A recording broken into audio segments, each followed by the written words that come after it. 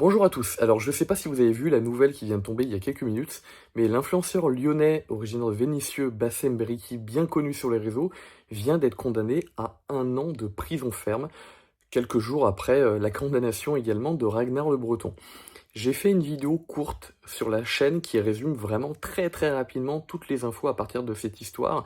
Là, le but, ça va être de faire une vidéo un peu plus longue de quelques minutes pour un peu en parler, en re-résumer les infos pour les gens qui sont pas au courant, savoir un peu de quoi ça vient, quelle est l'histoire qui est à l'origine de tout ça, et puis aussi vous en parler parce que derrière, il y a quelque chose, je pense, qui est nécessaire de dire. Alors, qu'est-ce qui s'est passé déjà précisément? Bassem vient d'être condamné, comme je le disais, à 1 an de prison ferme. En réalité, c'est 6 mois avec sursis et 6 mois ferme. Sur les 6 mois ferme, il va avoir finalement une peine aménagée en bracelet électronique.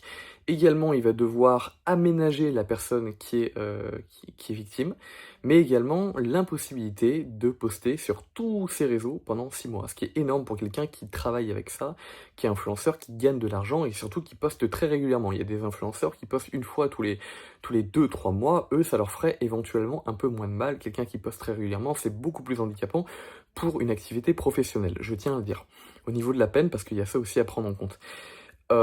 Par rapport à ce qui s'est passé précisément, parce que j'ai pas expliqué à cause de quoi il avait été condamné, en fait, il a été condamné pour avoir harcelé un mineur homosexuel. Et d'où vient cette histoire? Alors on a un peu fouillé sur les réseaux pour essayer de savoir d'où venait cette histoire, parce qu'il y a très peu de médias qui parlent en fait de l'origine de cette histoire. En fait, il s'agit d'une histoire qui remonte à quelques temps, où il y avait tout simplement une vidéo qui est sortie sur les réseaux. Alors je sais pas si vous vous en rappelez, mais c'est vrai que ça avait un peu tourné, où il y avait un jeune qui tuait des chatons en les jetant dans une rivière. Truc vraiment horrible. Et Bassem, en fait, il reçoit la vidéo quelques jours après, si je me rappelle bien. Et là, ce qui va se passer, donc on a réussi à trouver cette info est confirmée, était confirmée par des infos qu'on a vérifiées. Ce qui va se passer, c'est que lorsque Bassem va recevoir la vidéo du jeune en train de tuer les animaux, il va lancer une croisade contre ce jeune homme pour le retrouver et l'afficher. C'est alors que va rentrer en scène un des abonnés de Bassem qui va lui dire « Mais je connais cette personne, je l'ai identifié ». C'est lui le coupable. Donc Bassem va s'en prendre à lui publiquement. Truc qu'il faut absolument pas faire, et je vais vous expliquer pourquoi, surtout pour les plus jeunes, pas forcément pour les plus jeunes, mais pour que les plus jeunes vous soyez au courant, ceux qui sont nouveaux sur internet ou qui traînent sur internet que depuis quelques années, c'est très fort probable que vous regardez cette vidéo, donc c'est aussi une vidéo de prévention pour vous, si aussi certains veulent devenir youtubeurs ou éventuellement journalistes. Bassem va s'en prendre à cette personne, donc du coup, en se disant, bah, je vais l'afficher, c'est la personne qui a tué les chatons. Sauf qu'en fait, son abonné racontait que des conneries, et la personne qui tuait les chatons, c'était pas la personne en question qu'on lui avait dite. Donc, en fait, au final, il a cyberharcelé, il a affiché, en fait, à l'origine, quelqu'un qui n'était pas le tueur des chatons. Donc il n'était pas coupable, sauf que cette personne-là s'est fait très fortement cyberharceler à la suite de l'affiche sur internet, sur les réseaux, et au final, eh ben, la conclusion de tout ça, c'est la condamnation de Bassem Breki.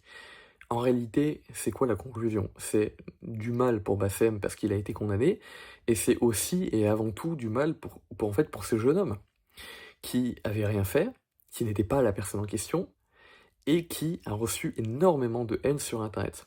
Donc n'hésitez pas à partager cette vidéo, à vous abonner, mais surtout à la partager à vos amis pour que les gens soient au courant que c'est surtout quelque chose qu'il faut pas faire, parce que surtout quand on se trompe, même quand on se trompe pas, mais surtout quand on se trompe, en fait il faut savoir que quand on se trompe pas, qu'il y a vraiment quelqu'un qui a fait quelque chose de terrible, la seule chose à faire, c'est d'aller le balancer aux flics. Vraiment quand c'est quelque chose de terrible. Et on passe pas pour une balance, c'est tout à fait logique de le faire, hein. C'est pas, je suis pas un moraliste, quelqu'un qui a fait quelque chose de terrible mérite d'être arrêté. Mais lorsqu'on est dans cette situation-là, le risque à le faire sur internet, c'est ce qui est arrivé là, c'est-à-dire que ça soit pas la bonne personne et que ça fasse au final du tort cette personne qui a rien fait, qui en plus était jeune, donc qui était peut-être beaucoup plus sensible qu'une personne qui est adulte, qui a du recul, faut aussi prendre ça en compte, mais aussi à la personne qui est condamnée.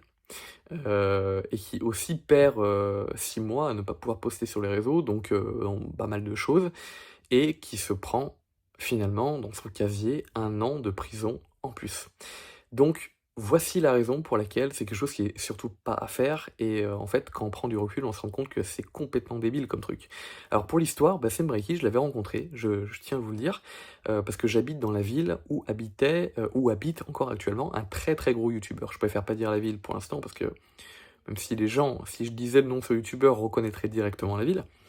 J'avais une chaîne YouTube il y a 10 ans environ, et quand j'avais cette chaîne YouTube, ce gros youtubeur avait beaucoup moins d'abonnés, limite moins d'abonnés que moi, je crois, à l'époque. Et aujourd'hui, il m'a largement dépassé parce que j'avais arrêté la chaîne en 2015-2016 pour reprendre cette chaîne d'infos, média d'infos plutôt aujourd'hui.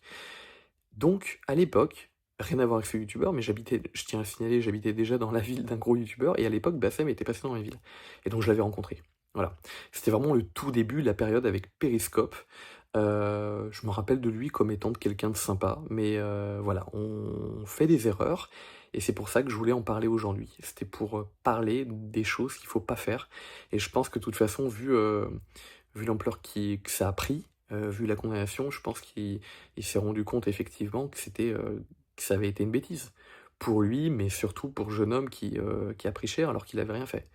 Voilà, donc n'hésitez pas à partager cette vidéo à vos amis, à vos réseaux, rien que pour le message. Déjà, je pense que c'est important de le dire, de faire de la prévention, et aussi, si vous voulez suivre les prochaines vidéos de débat ou informations très régulières, n'hésitez pas à vous abonner à la chaîne. Quant à moi, je vous dis à bientôt.